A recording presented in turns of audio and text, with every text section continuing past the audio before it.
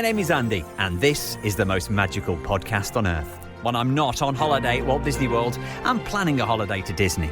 And when I'm not planning a holiday to Disney, I'm talking about Disney, with other UK fans like me who make the trip to Orlando and the House of the Mouse. So whether you're a parks professional or a Florida first-timer, this is the podcast for you.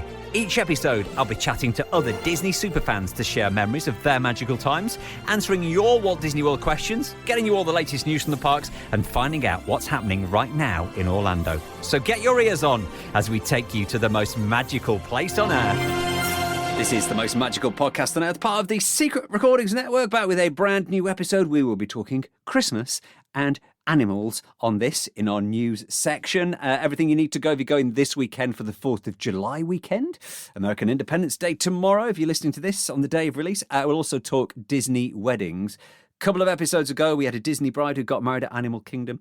We've got a couple who got married very recently on a Disney cruise. We'll chat to Bob and Enya on this episode. And hello to Joe, who says, just out of interest, Andy, we've got free dining. What are the overrated restaurants that we should avoid, in your opinion? Oh, I love this. In my opinion. Okay. Walt Disney World restaurants that I think are overrated. I actually don't think there's a lot of them. Overpriced, maybe. Overrated. If I had to choose one overrated restaurant, now this is only my opinion, and I don't have kids, and I'm not a fan of meeting face characters. I love meeting characters, Mickey, Minnie, Donald, and all that, and Chip and Dale and Stitch. Yes, face characters like princesses, I'm not a fan. I always find it awkward. And when I was on the dining plan, when I had free dining once, we went to Cinderella's royal table because I just wanted to eat in the castle. And don't get me wrong. The fact that you can get to eat in Cinderella Castle, in the restaurant in there, is brilliant.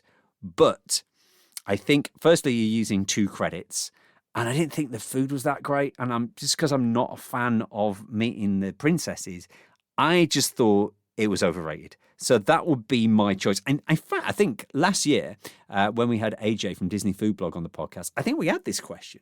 We talked about overrated Disney World restaurants. So if you want to go back and listen to that episode, maybe some ideas on there. But if there was one restaurant that I would say is overrated, don't bother. I think it would be that. Cinderella's Royal Table in the castle at Magic Kingdom, unless you really want to meet the princess. In fact, if you want to meet the princesses, Ashgithgahursh, or whatever it's called, in Epcot, you can meet the princesses there. Or unless you want to eat in the castle, then eat in the castle. But there you go. I hope that answers your question. If you want to send me a message, or if you want to be a podcast guest, drop me a message, drop me a DM at PodMagical. And on this episode of the podcast, it's not just another couple who got married to Disney, because we had a Disney bride on a few episodes ago. They are actually newlyweds. Let's say hello to Enya and Bob. Hello. And congratulations, you found your happily ever after? Oh, thank you very much. Yes, absolutely. Literally early this year, April. Yes. Now, unlike our previous guest, Chelsea, she got married in Walt Disney World under the Tree of Life at Animal Kingdom. You had a Disney fairy tale wedding, but yours was slightly different, wasn't it? Yes, we actually went via the cruise line, so we had our wedding on Castaway Cay. Oh, fab. So I often wondered this. I know sometimes I've seen people get married on ships and they get married by the captain. Who does marries you when you're on Castaway Cay? So they had, it was like a Bohemian... Yeah, an officiant from the Bahamas. Yes. Yes. But the thing is with the cruise weddings, they're not actual legal ceremonies. So you go on and you can have your full wedding, the same on the ship, but none of it is actually legal. So you need to do the legal side of it elsewhere. So technically you're either now not married or you had another wedding somewhere else. We had another wedding, we actually eloped in Epic Universe, so we got legally married in the Isle of Burke. All right, behind Mickey Mouse's back. Yeah. All right, then. I want to find out more about both of your weddings. But let's go back, because I know you're massive, obviously, to get married on Castaway Cay. Must be fans of Disney Cruise, but you are Disney World fans as well, yeah? Yes. So, I mean, I think I was going to Disney back when I think I turned 10. And then it was pretty much every year until my parents kicked us out of the nest. So you have to start paying for yourself. Yeah, exactly. We used to go every year, sometimes twice a year, hitting those Halloween spots. Right. And then self and Bob have been, 2-3 times since we've been together? I went first when I was 9, I think, and then I didn't go back again till 2014. So whenever that was, age-wise, I can't remember. And then I went a few times. And then we had our first trip together in 2022. Yeah. After COVID. And what I'm loving about this is you both went when you were really young. Were you kind of brought together by your love of Disney? Was that one of the things that was like part of your relationship? Yeah. So we actually met during COVID, but we met via Instagram because we both had Disney accounts. I love it. It was meant to be. It was meant to be. So how did that... I don't want to be too nosy, but I'm going to be too nosy. How did that strike up then? Did you kind of live in the same area, or how did it happen? So I was Cambridge way. Yeah. And then... outside Oxford. And basically, it was during COVID when everyone kind of had nothing to do. I was on a week on, week off basis at work, and I started putting up little videos of me dancing and miming along to Disney songs. And clearly, at some point during the Instagrams being on, we had followed each other, and he commented on one of the videos that was put up. And that was it. We've spoken every day since. Yeah. Oh, bless. It really is a happily ever after then. Yeah, it's a lot of people, we like to think of it as like modern day Disney fairy tale. Yeah, online Disney when we couldn't leave the house. But it happens. Yeah. Everything happens for a reason, doesn't it? What about the proposal? Who proposed to who, and where did you do that? Oh, that was a Disney Cruise Line thing as well. So of course it was. We proposed on the Dream. Yeah. We just got onto the ship embarkation day, and I was trying my hardest to get Enya up to the funnel to propose with the ring in my pocket. And I'd keep pulling her away from people where she was talking about how she wanted to plan her wedding. She already had the Disney Cruise Line wedding in her mind. So she was telling me, as soon as I hurry up and propose, I can start booking this wedding. And I'm like, come on, let's go up to the deck and I can propose. Was that a UK cruise, a Caribbean cruise? Where in the world were you? That was to Castaway Cay. So it was a back-to-back. So we did a double dip on Castaway Cay. Yeah, it was one of the Bahamian cruises. Yeah. And then from that moment, were you straight to like customer relations going, I've just got engaged, can I start planning my wedding? Was it that quick? So basically I had the dress bought within 3 weeks of the proposal, and then we booked it because with Disney Cruise Line you have to book the sailing first, and then when you're booking the sailing you go, what availability do you have for the weddings? And then they see what they have. So I think it was maybe 2 or 3 months because we were waiting for the next lot of sailings to release. Yeah, okay. In the airport, though, before the flight to get things... Yes, I did. Yes, I did email Disney Fairy Tale Weddings in the airport. Just to make sure. Yeah, I was like, how do I get this thing rolling? I know exactly what I want, but when do I do it? So then what was your plan for the day then, for the big day itself? In fact, the whole holiday around it? Well, yeah, it just kind of went from there. It was always a case of Bob knew he didn't want a traditional wedding. Yeah. And then after we'd started going on the cruises, it turned into this is kind of the thing for us. And then we went, right, we're turning this into not only a wedding for me, but a holiday for Bob. Yeah, wedding, holiday, honeymoon, all in one. That's it. Yeah, so the whole thing. Yeah, we just we did our few days at Epic Universe to get the legal side of it done, and then we got onto the ship and we did a back-to-back on that. So we had the 4 days. We brought a photographer on with us, so it was basically just photos and wedding for 4 days straight. We were sailing on the Wish, so there's a lot of nice places to take pictures. Yeah. The 3 night after that where we just chilled. I was going to say it's good that you did the back-to-back, because otherwise if you're just doing it one trip, it's going to the entire thing's just going to be wedding photographer and everything, isn't it? But having that and then kicking off your photographer and everybody else, and then having an actual relaxing part as a second part, that was a good idea. It is tiring, and it was just the two of us. So it was us and the photographer, so every time there's pictures it's completely just us as well. So was that a Disney photographer, or did you have to bring your own photographer on and pay for a cabin and everything? So we brought on someone with us. We paid for her cabin, and basically she was there with us for the 4 days. You can do it via Disney, but with that they'll only do photos at the actual ceremony. and then they'll usually do kind of like an hour's worth of photos afterwards. But that's all that's included in it. And because it was just us going, the one thing I really wanted was good photos. Yeah. So we just bit the bullet and we brought a photographer with us. But we have 4 days worth of photos from Castaway, Lookout, all of the ship, just anywhere we wanted, she did. The night before pictures, then the morning of, during the wedding, then after the wedding, and then the next day we went to Lighthouse Point, so we got pictures on the beach there, and then the firework pictures in the evening at Pirate Night, and then next day pictures as well. So there's a lot that we're waiting on coming through. We haven't received them all yet. Oh, right, you're still waiting for that. I bet you were just in and out of your wedding outfits all day long, weren't you? Pretty much. Yes. Yeah. What time and whereabouts on the island was the actual wedding? So the wedding was at 10:30.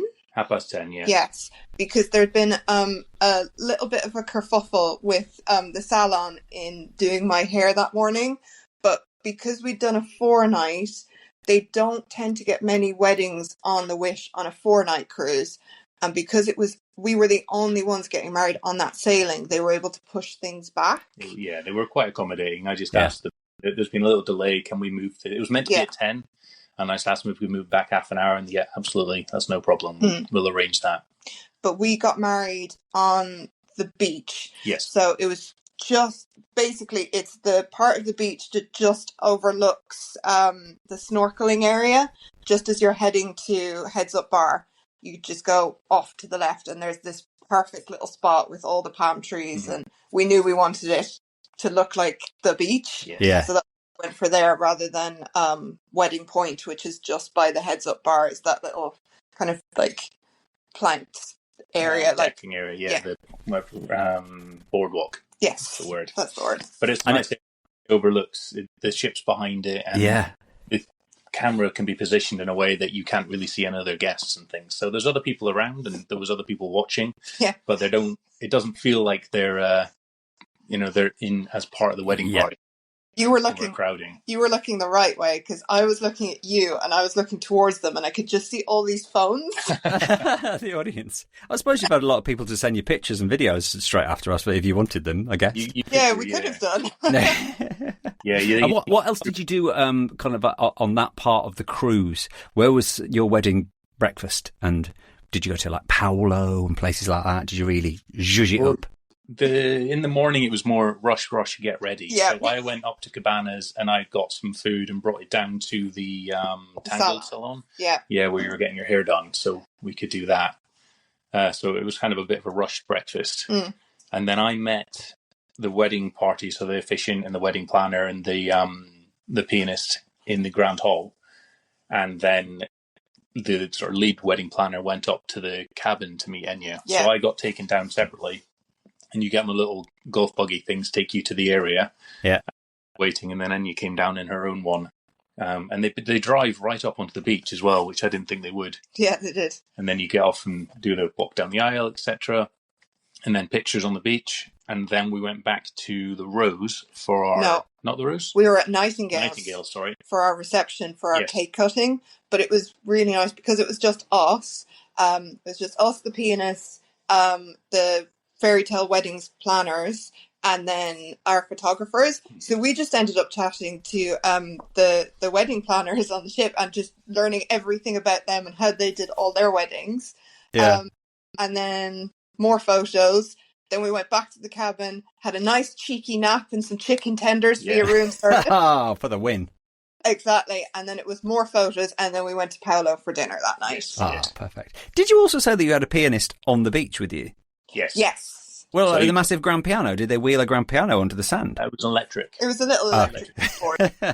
He played Rainbow Connections. Yeah. As so love that. If you do the reception area, if you do it in like the bayou, or if you do it in the main atrium of the ship and you have the pianist, he'll have the keyboard. But because we were so small and we could go into Nightingale's, he got the full grand piano to be able to play for dance and stuff. Yes, because it's like a piano bar. What was your first dance then?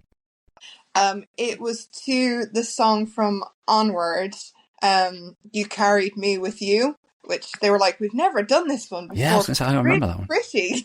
I remember the film, but I can't remember the song. It's over the end credits. Yeah. So it's Right. hot. And if anybody's never been to Castaway Cay or Lighthouse Point, or in fact have never been on a Disney cruise, or maybe they've only just done the UK Disney cruises, what is it about Disney cruises that you love? It's just the service and the crew. The only way we could describe it, after we did our first one together, we just went, this is what Disney World was like back in like the mid 2000s, where everyone, like, you had so many magical moments and everyone was so smiley and everyone was so happy to see you, which we got when we were like in Disneyland. All the cast members there are the exact same, but the Disney Cruise Line just takes it to a whole nother level.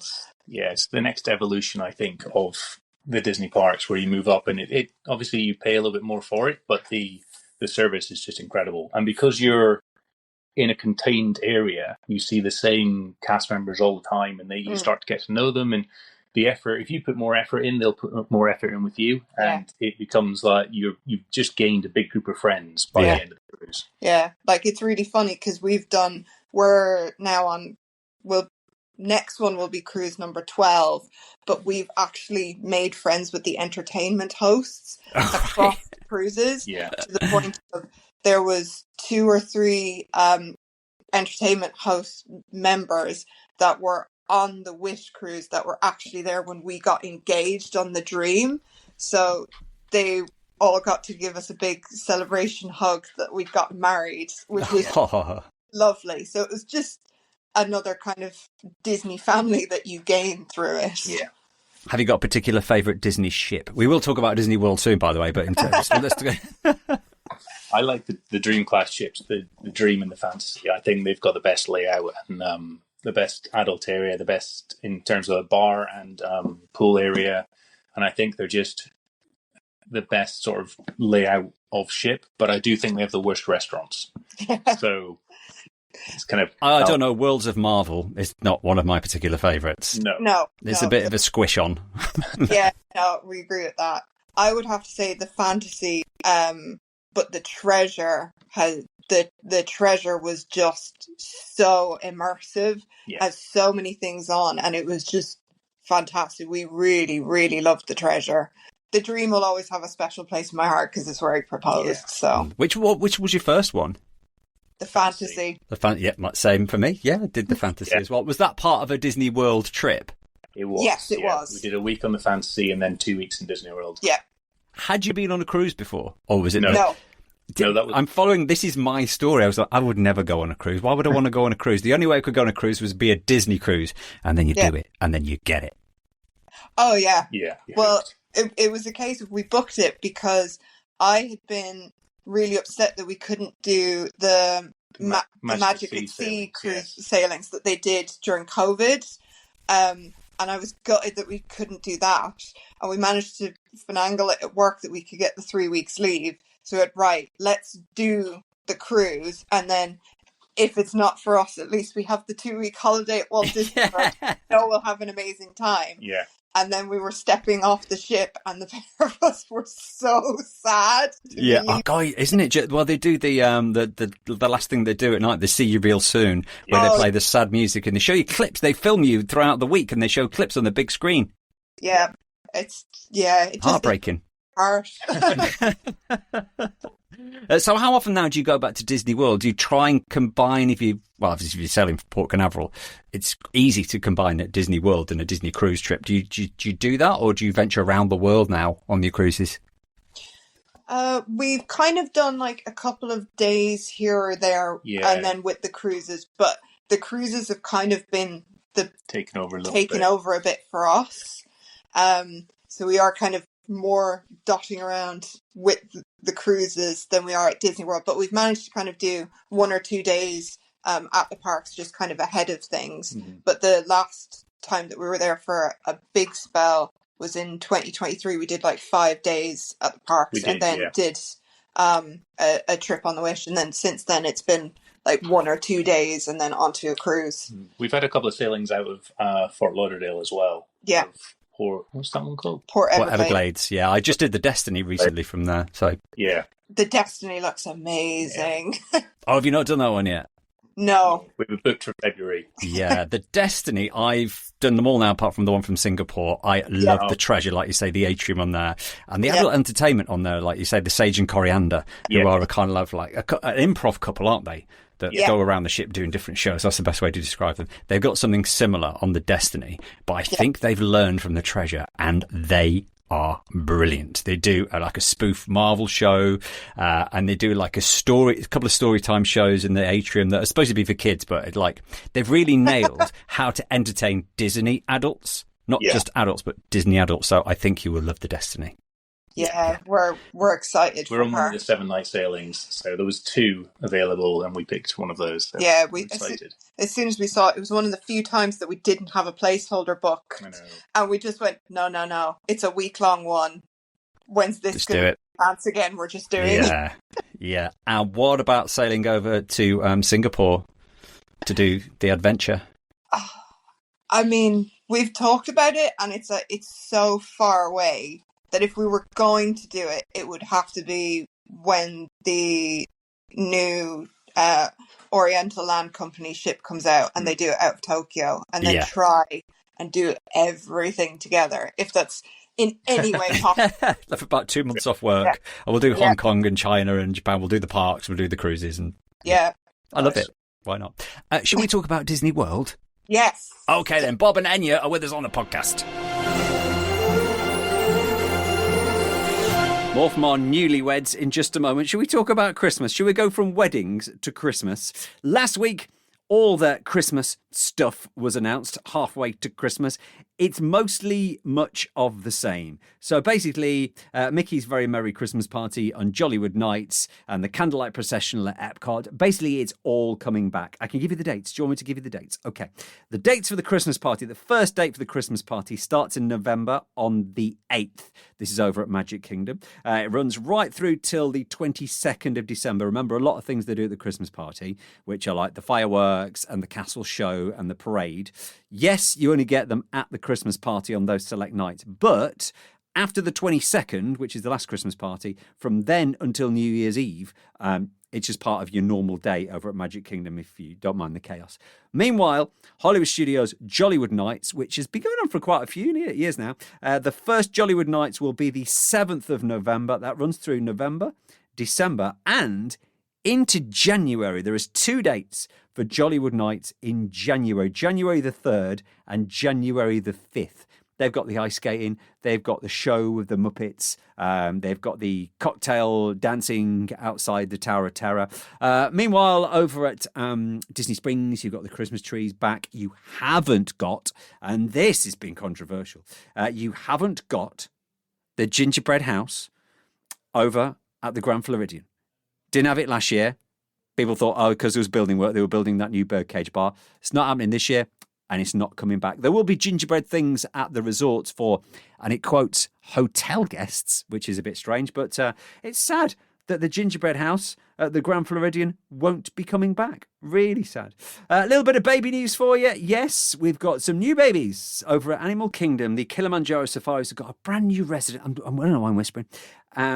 He is called Cinnamon, and he's a new Ankole calf who's been born at Animal Kingdom. So next time you're on the Kilimanjaro Safaris, look out for Cinnamon. And also when you're at Animal Kingdom, look out for some of our Antipodean friends. Yes, some of the Australian marsupials have arrived over at the Bluey. Well, it's not Bluey meet and greet, is it? It's the Bluey bit of when you get the train. Yeah. Anyway, there's wallabies over there now. They have arrived. Any news between now and the next podcast, follow us on the socials at PodMagical. So we've been talking a lot about Disney weddings and Disney cruises. So Bob and Enya who are with us. Let's talk about Disney World. Now, you were both like 9 or 10 for the first time you went separately, obviously. What do you remember about your first visits? I don't have a lot of memories from my first visit, really. I remember being too scared to go on Dinosaur. And what else do I... Yeah, there's not a lot. I do remember having McDonald's, which is weird. Could do that anywhere. Yeah, back when they used to have McDonald's in the parks, yeah. I don't have a lot of memories. My first trip was good, but it wasn't too young. Now I want to be going to Disney World all the time. It's only when I went back as an adult that I then became, properly fell in love with it. Yeah. And what about you, Enya? Can you remember your first visit? The things I can remember of my first visit is I remember when I went, it was back when you still had a lot of the morning characters at the front of Main Street. So I remember going there, and I remember we went with my cousins, and Dopey was out, and Dopey was obsessed with my cousin and his hat. I remember meeting all of the characters there, and then the first time that we saw the fireworks, which was Wishes, at the time, and things had happened, and my family was kind of here, there, and everywhere, trying to find each other. But I remember standing on Main Street, and I just bawled because I grew up as a major Disney kid, and seeing all of the ads for Walt Disney World on the VHSs, and being young and being out and going, like, wishing on stars that I would get there someday. Yeah. For being there and watching Wishes and just bawling my eyes out while my parents were trying to find my cousins, who was trying to find his Woody doll. Like you say, back in those days when it was the VHS, this was before the days of YouTube, where like you can just switch on the TV and be out to Disney World at any time. But back then, there was still a bit of a mystery around it. You've heard about it and you've seen it on the videos, but really you didn't know what to expect. So it was even more overwhelming, I guess, the first time. Oh yeah, it was a complete no idea what we were getting into. And it was back in the days of like being at Animal Kingdom and having Mickey and Minnie's Jungle Jam and Parade and things like that. So it's looking back on how it was then and how it was now, it's just a bit crazy. And the fact that nowadays it's just like you go onto your phone and you can find out absolutely everything that's happening there right now. Yeah, go look at the wait times and things like that. Whereas I remember we got like one of the like Disney, it was like Walt Disney World encyclopedia books that they used to sell, and it had everything about all the shows and the parades and all the pictures in it. And it was the only way you could kind of show it to someone of, this is everything you can do there. Yeah. Go through my book. Yeah, exactly. Do you have a particular favourite memory out of all the times that you've been? I mean, for me, memory before going with Bob was, I don't know if you remember the old Mickey Vinylmations that you could buy. And they were like little kind of weird Mickey statues. But we used to get them, and myself and my sister would paint them based off of like a Disney film. So I painted all mine, and I did it for Beauty and the Beast. And I had painted Gaston onto the back. And I had been going back and forth for like 3 days to try and see him in the Magic Kingdom to sign it, and he was never there. And the day that I finally met him, I got up to him and he took it and he paraded up and down the queue of people and went, "This is what she made. What have you done today?" It was just so hilarious. And being a teen, it was just like, this is amazing, yet also I'm so embarrassed and bright red. Yeah. But you can be. I think when you're a teenager at Disney World, I think it's fine. It's fine. And then, I mean, when we went together, it was first time that we saw Happily Ever After, and just, again, bawling eyes out and just feeling it's like, yep, I've managed to get that now. So yeah. Is that your same favourite memory, Bob? I think from our first trip, we did a lot in the first trip we went together, but meeting characters was not something I ever did before I met Enya. And then my first character meet was in Disneyland Paris when Enya said, "Let's go and meet Mickey." And that was a very magical moment. But then we moved on to Disney World, and then we met every character there was. Yeah. So there was probably two moments. One for Mickey's Not So Scary, when Enya dressed as Merida, and I dressed as one of the Klansmen. I just wore a kilt because I'm Scottish, having a kilt. And we went and met Merida, and that was a very good meet. And the other one was meeting Mickey and Minnie in their 50th get-up, their outfits, which was just very magical, meeting the two of them together. And then me and Mickey watching Enya and Minnie doing their twirls and things like that. Yeah. Now become quite a normal thing. Yeah, there's a lot of twirls. But the first time it happened, it was very magical for me. Yeah, because it wasn't very often you could actually meet them together. I think did they always do the meet and greet at Animal Kingdom? But I don't remember at Magic Kingdom them actually meeting together until that 50th. Yeah, it was just before the 50th. It was when it was their 90th birthday. Yeah. Because I met them in their 90th outfits, but this was before I was with you. That was like 2019, I think. But I think that was the first time that they were together. Yeah. Let's talk about some of your favourite things then. Let's start on with restaurants. Any particular favourite places to eat around Walt Disney World? Homecoming is definitely a big one. Yeah. Chicken and donuts. Chicken and donuts. Oh, yes. Thigh-high biscuits. Yeah, they're the ones. Oh. Anything chicken and fried things is just good, isn't it? Yeah. Both the same for you, both Homecoming fans? Yeah, I think so. And what about favourite attractions? Do you share the same favourite attraction? Oh, I'm a diehard Splash Mountain fan, so missed that. Even though what about the new Tianas? How does it compare for you? I've only ridden it once, so there's still probably a lot of things to see, but it doesn't fill my heart with the same way that Splash Mountain used to. Okay. But not. But if we can't see Splash Mountain because it's no longer there, then I'm going with Carousel of Progress. What do you think about the new announcements for Carousel of Progress recently? It's been coming for a while, I think. So, and it's probably necessary because the futuristic is meant to be futuristic, isn't it? It's not past. So, and as Walt said, it's going to keep evolving, keep changing. So we should try to accept that a little bit, I think, and be excited for what's coming in the future. What about outside Disney? Oh, obviously, cruises. Do you still go to Universal quite a lot? Because we need to find out about you getting married there, actually. Do you always combine Universal with your trips?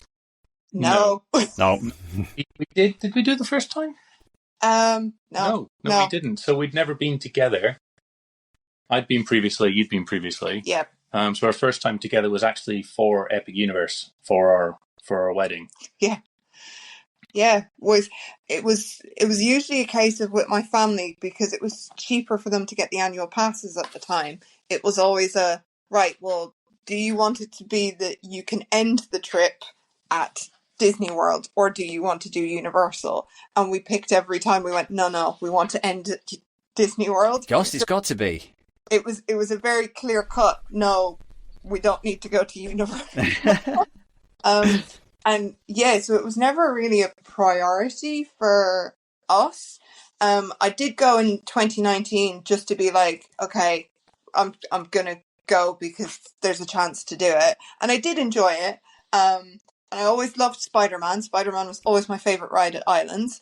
But otherwise, there was no massive draw to go back because we're not huge like Harry Potter people, which I think that has taken over a lot of it now. But when we saw Epic, it was actually that I saw a TikTok video of someone eloping at Epic, and I just went, well, this looks really cool and looks way more fun than going into the registry office at 10:30 on a morning. And then it just kind of went from there, and we're like, well, everyone says it's fantastic, let's just go. Yeah. And we just fell in love with Epic Universe. Epic Universe was fantastic. And how did you arrange going about your big day there, your other big day? So we went through a company that are meant to be elopements. So it's a photographer and officiant duo. And basically we got in contact with them and we sorted out a package that we wanted. And then in terms of getting the marriage license sorted, we went through a mailing company that is based over in Florida, and they just send everything out to you. You fill it all in, send it back to them, and then they send on the marriage license to the officiant. She signed off on it, sent it back, and then we got our marriage license from them. I want to say about 2 weeks after it was done. Yeah, it just came in the post. So it was good. It was super easy. Yeah, he's box ticking. There we go. Yeah. Done. Easy as that. Yeah. So we were trying to figure out how do we manage to do, because the Disney Cruise Line wedding isn't a legal ceremony, we were trying to figure out how we do that. And it's like looking around, can we go into the office and just get it signed and things like that? But it worked out to be a lot cheaper just to do it in Epic Universe. So we did that. Yeah. And a lot more exciting, Bob. And Yeah, we were 3 hours in the park going out and getting photos and doing everything. Yeah, we met them at the portal entrance to the Isle of Burke. We went in, found a little sort of nice spot, went to the shuffle to the side, did our ceremony, and we kept our rings and things for the actual wedding. So we did a hand tying. Yeah. Oh, okay, yeah. Did that. There was a crowd appearing around us and filming as per our previous. And then they all cheered, and then we had 3 hours of photography around the park. Yeah, and then that was it. We just had all of like the I still call them cast members. I know it's not the right thing for Universal, but I can't help it. Yeah, I'm not sure what they call them at Universal. I know. I'm just staff. I'm indoctrinated into the Disney way of Yeah. Let's just call them cast members. Yeah.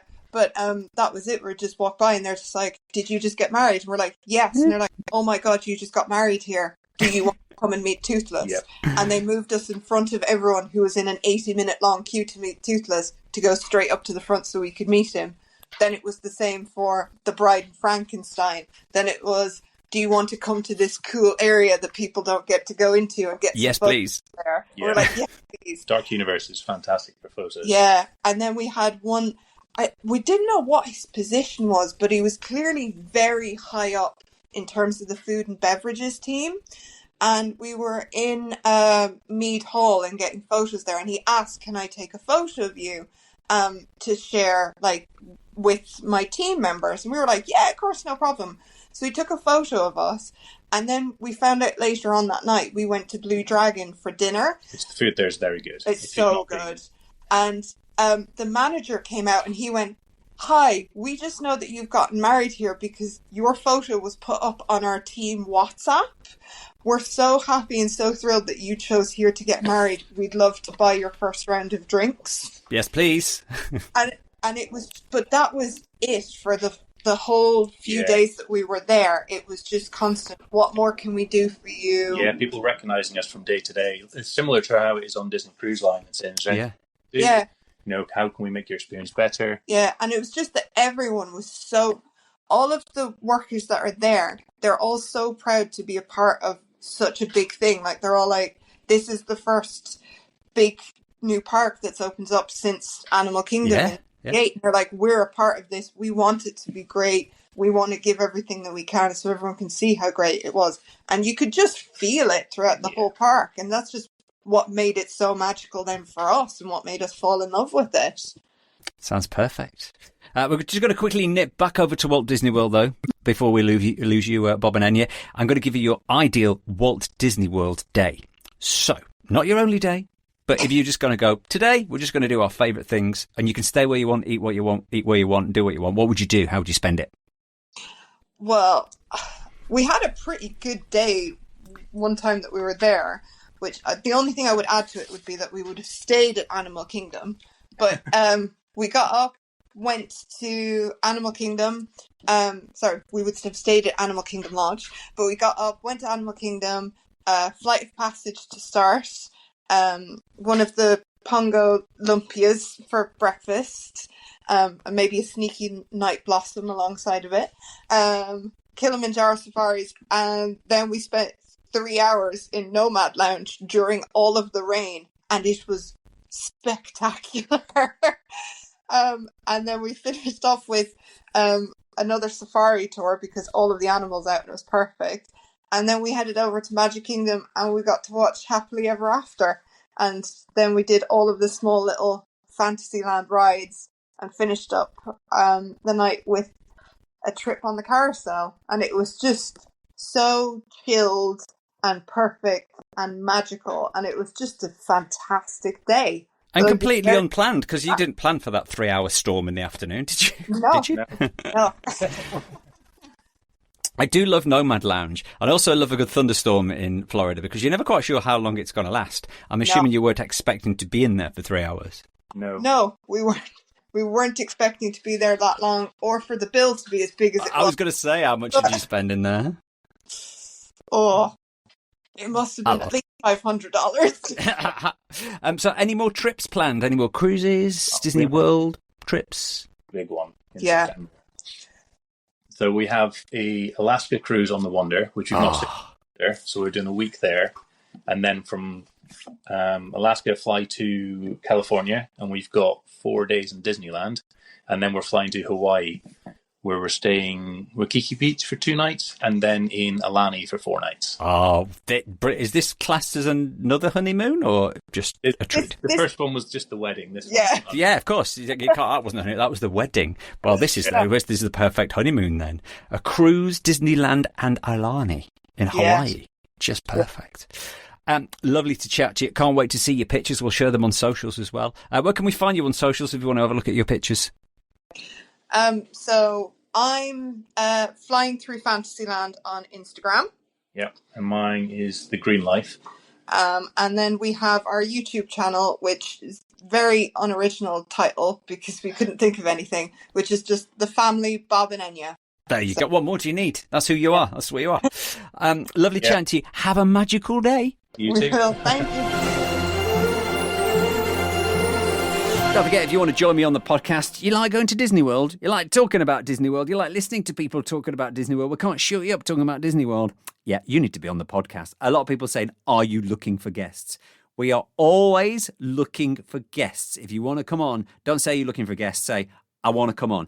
Drop me a message at PodMagical, drop me a direct message. It might be that we'll record over the next few weeks and it won't go out for a few months, but please don't be shy. Come on, let's chat about Disney World together. So this weekend is the 4th of July weekend. It's the 250th anniversary of American Independence Day. So it's all going off over at both the Magic Kingdom and Epcot. So I'm going to tell you what's going on. I'm going to combine a top tip in this as well, because I will actually be, by the time this goes out, at Walt Disney World. I've been saying for ages, I've been looking for cheap flights or reward flights to go out there, and I've got DVC and I was looking for room availability. So yes, I did this last year and it was an absolute killer, but I'm doing it again. I'm going to Walt Disney World for 3 nights, flying out just for Independence Day weekend. It will be celebrated 3rd, 4th and 5th. So 4th obviously is Independence Day, but 3rd, 4th and 5th, you will get the fireworks at Magic Kingdom at 9 p.m. And then 3rd, 4th and 5th, they're Epcot, and they don't usually do this. They will be doing their Independence Day fireworks over the 3 nights as well. So if you're going to be there for the 3 nights, if you just happen to be there this weekend, you can catch one of the fireworks twice and another one on another night. So you'll be able to see both of them over the Friday, Saturday and Sunday. So move around. It is 9 o'clock, both Magic Kingdom and Epcot, which means times of parades are moving around. It's going to be absolutely chaotic. It's going to be incredibly busy over at Walt Disney World this weekend if you're going. And obviously the weather is incredibly hot as well. There's been a heat advisory actually over the last few days. You think it was hot over here? I mean, there was some times in the UK, like last week, it was really hot, and I looked at it was a little bit cooler to be in Florida. But this week in Florida, they've had heat advisories because it has been so hot. In fact, the next few days, looking temperature-wise, you're still talking about the mid-30s. Even overnight, the lowest it's going to get is 24 degrees with those afternoon thunderstorms as well. So yeah, it's peak summer now. It's peak heat wave. And then you're into summer holidays. So 4th of July, right through till kind of like early August, school holidays in America. So very, very busy. If you're going, enjoy. Happy Independence Day. If you are one of our American listeners, I might see you, might bump into you, tell you all about it on the next podcast in 2 weeks' time. Until then, please stand clear of the doors.